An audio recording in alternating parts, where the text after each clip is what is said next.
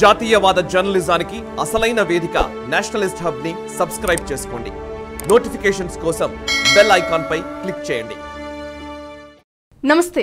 భారత ప్రధానిగా నరేంద్ర మోదీ మరోసారి బాధ్యతలు చేపట్టారు. అయితే వరుసగా మూడోసారి నరేంద్ర మోదీ ప్రధాని కావటం, బీజేపీ మరోసారి కేంద్రంలో కొలువుదీరడాన్ని ప్రత్యర్థులు జీర్ణించుకోలేకపోతున్నారు. దీంతో పలు ప్రాంతాల్లో బీజేపీ కార్యకర్తలపై, బీజేపీ మద్దతుదారులపై కొన్ని మూకలు దాడులకు తెగబడుతున్నాయి. యూపీలోని జౌన్పూర్ జిల్లాలో బీజేపీ మద్దతుదారులైన దళితులపై ముస్లిం వర్గానికి చెందిన వ్యక్తులు మూకుముడిగా దాడి చేసి గాయపరిచారు. ప్రధాని మోదీ, సీఎం యోగి ఆదిత్యనాథ్ బీజేపీపై అభ్యంతరకర వ్యాఖ్యలు చేయడమే కాకుండా ఇంకొకసారి బీజేపీకి మద్దతు ఇస్తున్నట్లు తెలిస్తే మాత్రం ప్రాణాలు తీస్తామంటూ దళితులను హెచ్చరించారు. దారి కాచుపరి దాడి చేసిన ఈ ఘటనలో 12 మందికి పైగా గాయపడ్డారు. గాయపడిన వారిలో 6గురి పరిస్థితి విషమంగా ఉండటంతో ఆసుపత్రిలో చికిత్స పొందుతున్నారు. ఘర్షణలు, ఉద్రిక్తతల నేపథ్యంలో గ్రామంలో పోలీసులను మోహరించారు. ఈ మేరకు పోలీసులు ఇరు వర్గాలపై ఎఫ్ఐఆర్లు నమోదు చేశారు. గత జూన్ 7న జౌన్పూర్ జిల్లాలోని షహగంజ్ పోలీస్ స్టేషన్ పరిధిలో ఈ ఘటన చోటు చేసుకుంది. జూన్ 8న విపిన్ అనే వ్యక్తి కన్నౌజియా పోలీసులకు ఫిర్యాదు చేశాడు. జూన్ 7 రాత్రి 9:15 విపిన్ బయట నడుచుకుంటూ వెళ్తున్నాడు. అంతలోనే భావిచిద్వా గ్రామానికి చెందిన షహబాజ్, కరీం అక్కడికి చేరుకున్నారు.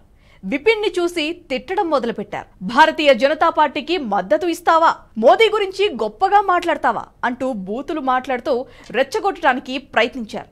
అక్కడితో ఆగకుండా ఇనప రాడ్లు, కర్రలతో దాడికి తెగబడ్డారు. తలకు గాయం కావడంతో విపిన్ స్పృహ తప్పి పడిపోయాడు. విపిన్ బంధువు అమన్ ఈ దాడిని చూసి స్థానికులను అప్రమత్తం చేయడానికి ప్రయత్నించగా మొబిన్, జమీల్, సగీర్, ఫరూక్, అక్సర్లు అమాన్ పై కూడా విచక్షణ రహితంగా దాడికి పాల్పడ్డారు. విపిన్, అమన్ కుటుంబ సభ్యులపై కూడా కర్రలు, కత్తులతో దాడికి దిగారు.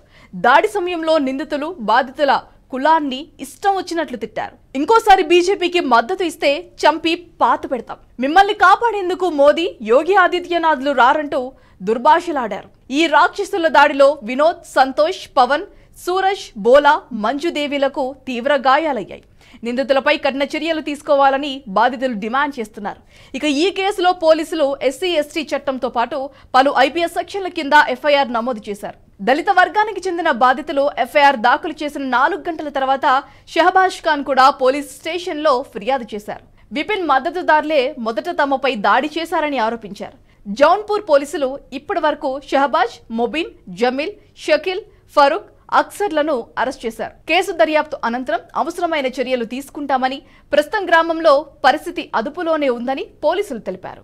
ఈ వీడియో మీకు నచ్చినట్టయితే లైక్ చేయండి, 10 మందికి షేర్ చేయండి. అలాగే కామెంట్ల రూపంలో మీ అభిప్రాయాలను మాతో పంచుకోండి. Nationalist hub group of channels ను సబ్స్క్రైబ్ చేసుకుని తెలుగునాట జాతీయవాద జర్నలిజాన్ని ప్రోత్సహించండి. ఈ వీడియో కింద ఉన్న బెల్ ఐకాన్ పై క్లిక్ చేయడం మర్చిపోవద్దు.